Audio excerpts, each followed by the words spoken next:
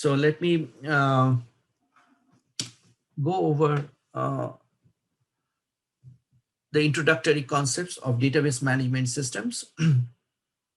And as I said, this is the book that I will be using.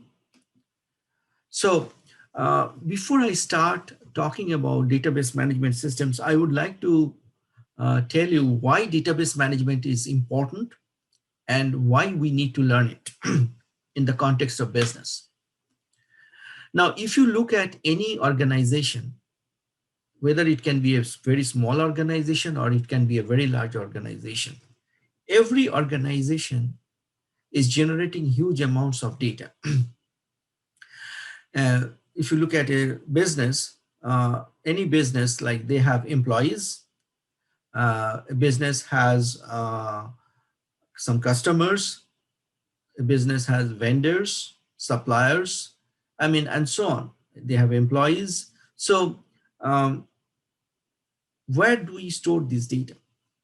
We need a central repository to store the data. And that's the motivation of database management systems. Because any business, they want to organize, store and organize this data and run their business efficiently. So that's why we need a database management system. That was the motivation, because if you do not store the data, you won't be able to do your business properly.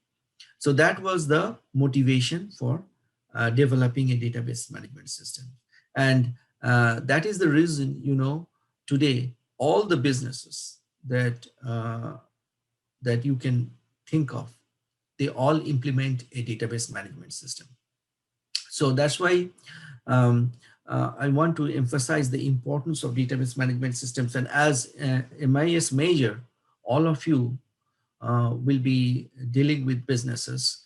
We will be running businesses. So you have to have a very good understanding of database management systems, why it is important, how it is used in business, and what are the current state of database management systems, and what is the future. So, and how you can use it to analyze the data and make some useful business decisions. So that is the overarching goal of this course. And all of you should pay attention to the important concepts, because this will be very useful in your professional career. Having said that, I will discuss some of the technical details about database management systems so that you are well informed and you can use it in your professional life, when you will be working. So having said that, so let's talk about some fundamental concepts. First of all, let's start with data. Now, as I said, every business is generating huge amounts of data. And it's almost, as I said, there are different kinds of data. I will talk about that. For example, there are structured data, there are unstructured data, and there are semi-structured data. So what is a structured data? A structured data means, data that is well organized, well defined. For example, if you look at student data, when I look at student data, like student records, a student has a first name, a student has a last name, a student has an ID, correct? A student has a major, a student has like, senior or junior, or then the student has grades, correct? So this is a very good example of structured data. Student has phone number, email, and all those things. So this is this fall into the category of structured data. Then there are data which are unstructured data. So before I discuss, give you an example, I would like to ask you, can you give me some examples of unstructured data from your real life experience? Anyone? Let me pause and see if you can come up with some good examples of unstructured data.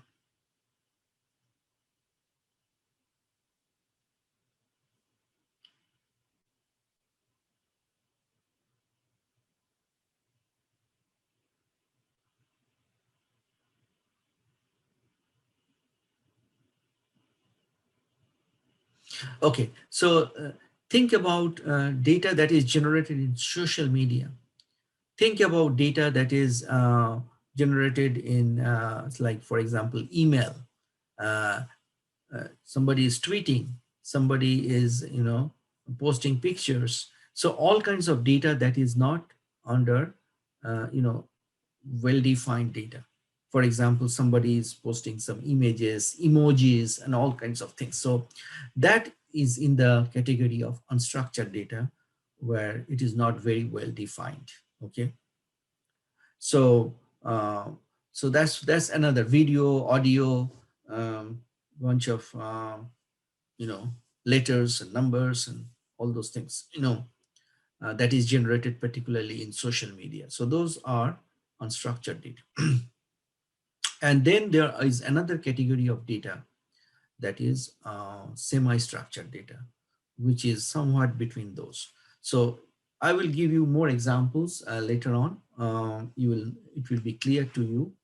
Uh, so, so databases make persistent and shareable in a secure way. One of the things about database management system is um, it allows computer to store all kinds of data, and not only storing, also retrieving data whenever needed.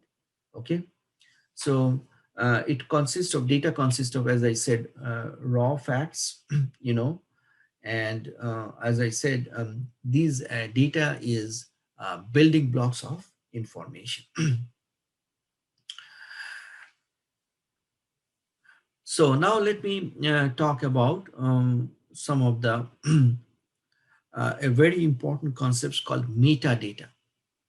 Metadata means it is the description about the data. It is not the data itself. It describes the characteristics of data and relationships between data. So that is called metadata. It will be very clear to you if I give you an example of metadata. For example, if you look at student records, like student has first name, last name. Suppose, let us consider a very simple example where a student has, we are storing records of students. We are storing first name, we are storing last name, and we are storing their email address, okay, and phone number. So if you look at this data set, right, um, the actual, the student name, first name, last name, this is the actual data. But when I say the field called first name, the field called last name, the field called phone number, the field called email address. So this first name, last name, phone number, email address. Now, if we need to give a description of each of those fields. What is first name? What does first name represents? What does last name represents? What does email represents? How many characters can be stored in the first name? How many characters can be stored in the last name? So there is a description of all those fields. That is what is metadata. So this is very important for you to understand, and this is a very important concept, the distinction between data and metadata. Metadata describes the characteristics of the data. It is not the data itself. Okay, I hope you understand when I say what is metadata.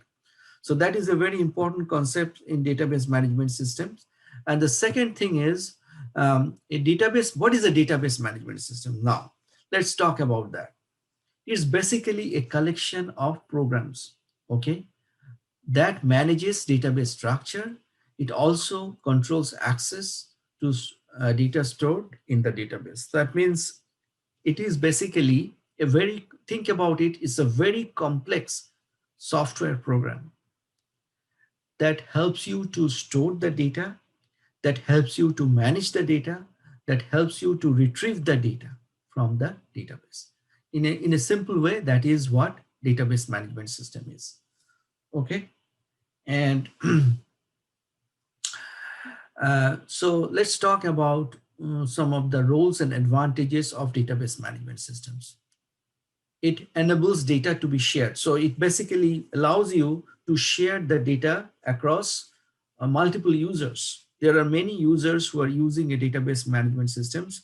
So the database management system allows you to share the data. And also it allows you to view the data, uh, aggregate data, and provide an integrated view of the data to the end user. It provides very efficient management of data, and also it provides security, data integrity, and another important aspect is it helps you to make decisions. And later on, I will give you lots and lots of examples why database management systems plays a very important role in making business decisions. Okay, so now you can see that the database management system is actually, as I said, is a very complex program, right? Now, this picture gives you a very good overview of the database management systems and their interaction with the end users. As you can see, on the right hand side, you have the database structure, you have metadata, which I explained you earlier. It is the description about the data, and then these customers, and then this you can see customers, invoices, products, right? So each of them, uh, think about customers is a table that consists records about customers. Think about invoices is another table that contains records of all the invoices generated by that particular business. And think about products. The business is selling products, so it stores information about different products. So this is the structure of the database on the right hand side.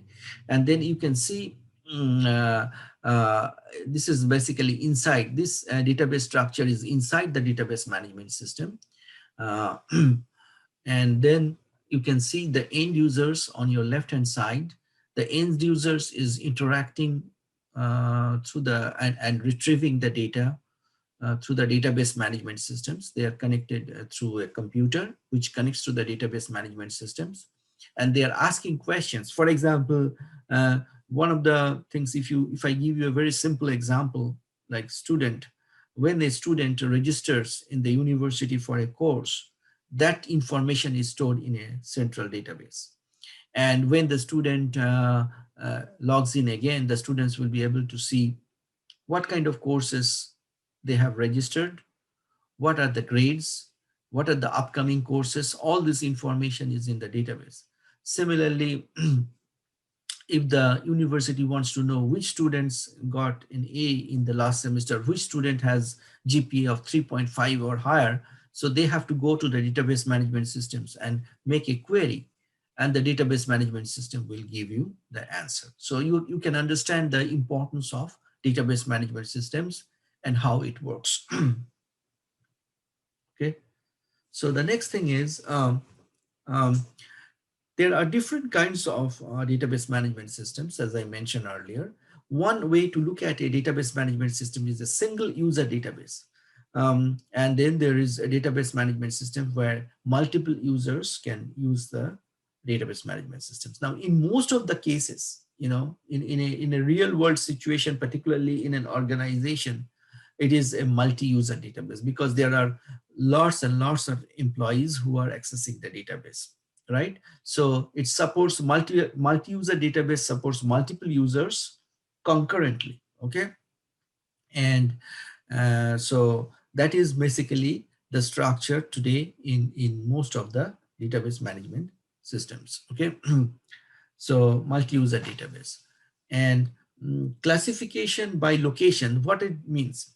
It means that there is a concept called centralized database versus there is a concept called distributed database, and then there is one called cloud database. So let me explain what I mean by centralized database.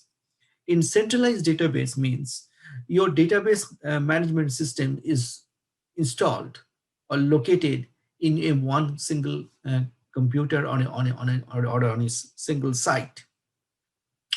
And so all the data is stored on the same location. That is called centralized database. On the other hand, distributed database means data is located across multiple sites along multiple computers. That is called distributed database. A good example of a distributed database will be World Wide Web. For example, if you look at domain name service, like domain name systems, like when you have websites with their URLs along with their host names. So there are websites all over the world, and these websites are hosted on multiple servers across the world. It is not located on a particular one single server. It is located across. So the whole entire World Wide Web is basically consists of multiple websites. And these websites are hosted on multiple servers across the world. So if you look at that domain name system, the database, that is a very good example of a distributed database management system. Okay. The next thing is, this is the current trend, is the cloud database. What is cloud database? Now, most of you are probably by now are familiar with cloud computing. Basically, cloud computing is, the idea of cloud computing is very simple actually. It means that you have, say you have a browser with internet access. You basically access the database through internet connectivity, and the database is managed and located at a remote server and managed by the third party. All you are doing is making a connection to that database, remote database, and you are storing the data remotely, but the database is managed and hosted by a third party. And in that way, you don't need to install your database management system on your local machine. You don't even have to manage it. All you have to do is select the right kind of database that you want, and you store that data in that remote database. It is managed by that third party vendor. Can you give me some examples of those vendors who are providing cloud databases or cloud computing services? Can anybody give me some examples? Google, yes. Let me see. Yes, good, very good. Amazon, yeah. AWS, Amazon Web Services, Google. What I want you to do is, this is a simple exercise that I want all of you to do it. In the next class, I will ask you to discuss this. Find out the different, vendors who provide cloud database services. Okay, so this is a simple exercise that you will be doing on your own after the meeting is over. All of you who are watching this right now, or who will be watching this remotely, find out different vendors who provide cloud database services. As I said, Amazon, Google. In addition to that, there are other vendors also. Not only that, I don't also find out not only the names of the vendors, but also find out what kind of database they provide. They may provide multiple kinds of databases. What are their products? What are their services? Like, go and do research about everything. Like, for example, AWS, you mentioned, Google. What are the things they provide? Cloud services, particularly in the context of database, and see what their business model is, how they charge their customers. All those things, I want you to do your own research. This information is available on the web. You have to go to their website and you have to do your own research. Since I don't have time here, I will not spend any time, but in the next class we can have a discussion about this. So this is your simple exercise that for today. Go and find out different vendors who provide cloud database services. Is that clear? Is this question clear to you? Yes, sir. Okay, good.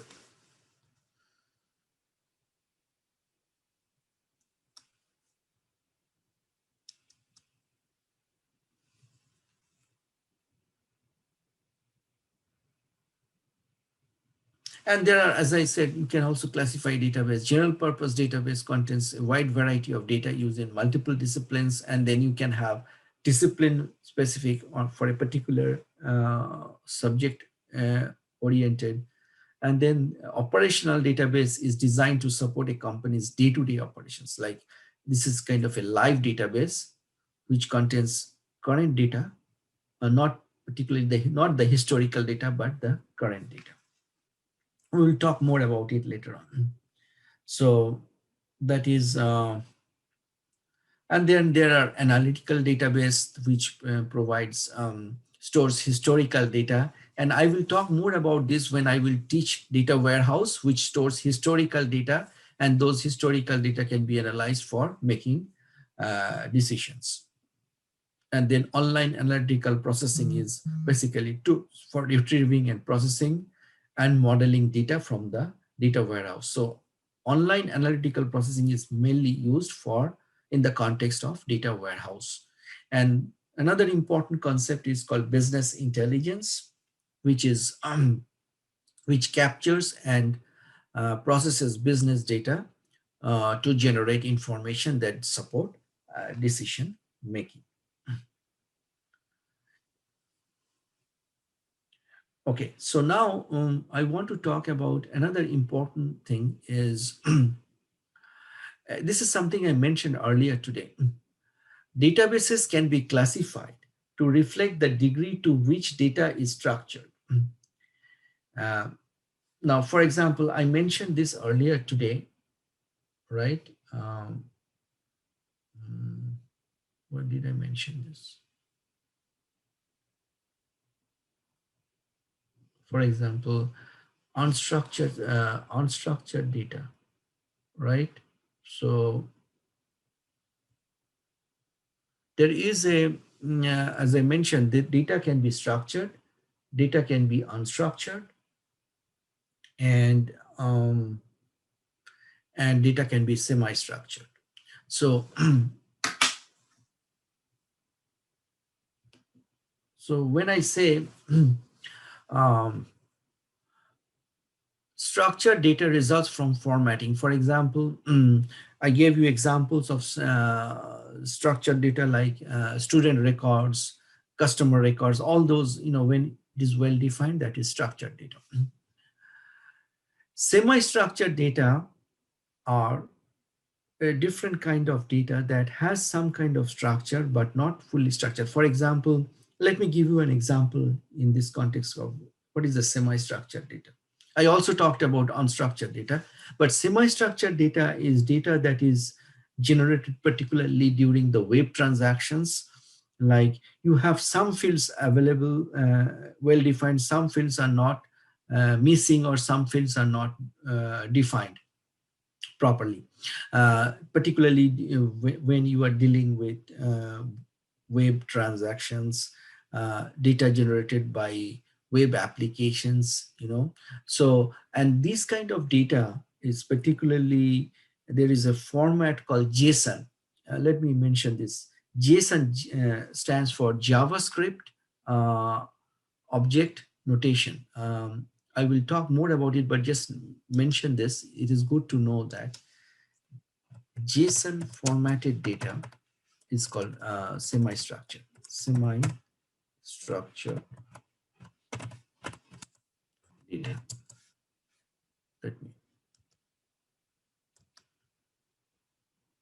Let me mention this.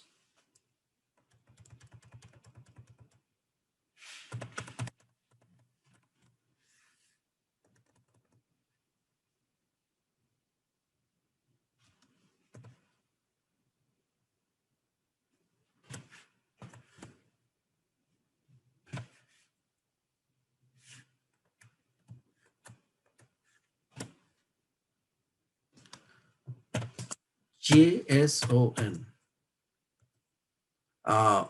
JSON stands for JavaScript Object Notation.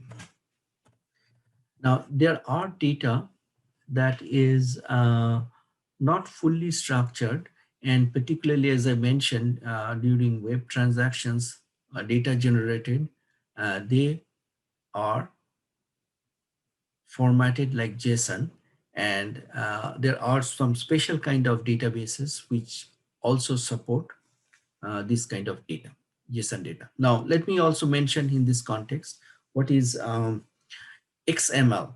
Now, I will not go into details about XML, but just let me mention quickly. XML stands for Extensible Markup Language. Basically, this is a language, programming language, that is used for data exchange, inter-exchange of data for the web. So if you are developing a website, and this is a good idea to write your code using XML, because when the search engines uh, analyzes your website, XML, it understands the XML format, and it is very easy to uh, uh, retrieve results if you have data in the XML format. So that's all I want to mention in the here. Um, Now let's talk a little bit about database design.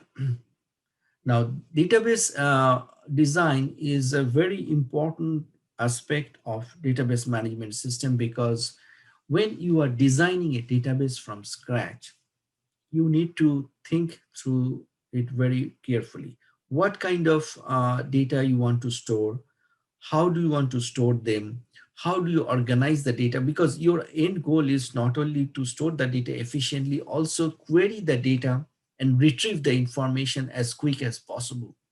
So that's why I will talk more about database design later on, when I will talk more about data normalization. But just to keep this in mind, that designing a database is a very important task, and a well thought of, carefully designed database will help you to retrieve data quickly and efficiently. So that's why we will talk more about database design later on, and it's very important to design the database properly. Uh, Before I stop, I just want to quickly mention the evolution of database management system. Now, in the early 1960s, there was no formal database management systems before, in the 50s and 60s. Actually, it was started from initially when the computer system started to be deployed, like the mainframe computers, basically by IBM. Uh, Before that, it was all flat file, basically a huge file where you dump all the information in a large file. And that is not a very efficient way of storing data, because it creates a lot of inconsistencies, and retrieving data became a huge problem, and data processing was also uh, very inefficient. So that was in the early 60s. Okay, then people started thinking about how to efficiently store data. So we want to introduce you some basic definition here. As I mentioned, data is raw facts. Uh, for example, a telephone number, a birthday. This is simple raw data. Then field. A field is a character or group of characters that has specific meaning. A field is used to define and store data. For example, I can give you examples of a field like a customer. Customer first name, customer last name, customer email address, customer phone number. So first name, last name, phone number, email address, these are our examples of fields. Okay. Then record. Record is basically a data about a single data, like a logically connected set of one or more fields that describes a person or a place. For example, if I look at student table, student records data, for example, student first name, student last name, student email address, and phone number. So student first name is John, last name is Doe, email address is johndoe@gmail.com, and so phone number is 408-924-2000. So suppose this is an example of a record. Like John Doe that is a record. Okay. So I gave you examples of data. I gave you examples of field. I gave you examples of record and file. File is a collection of related records. So when you assemble all the records, you create a file. Okay. So that is, uh, so initially it was a file system. As I mentioned, file systems are very inefficient. This is not a good way to store data. So we moved from the file system to, over the years, we moved to database management systems, and then database management systems has evolved over the years, which I will talk later on. As I mentioned, file systems are not very efficient. Um, it is, there are a lot of inconsistencies. It's very difficult to manage. Data can be inconsistent. It's hard to retrieve data. And that's why we moved from file systems to database management systems. And then um, finally, let me talk about data redundancy. And this is a very important concept in database management systems. Um, it is not a good idea to store the same data, same information or same data in multiple places. Why? Because if you change data in one place, make sure you need to make changes to the other places. For example, if you have student records in multiple tables, what is the problem with that? The problem is uh, phone number can change, email address can change, even mailing address can change. So if you have this information in multiple tables, what is the problem? You have to update in all those tables. And if you update one table, and if you don't update the same information on the other tables, you have the inconsistent data. So that's why it is not a good idea to store same data in different places. And also that can result in data inconsistency, data entry errors, data integrity problems, and also data security problems. Okay.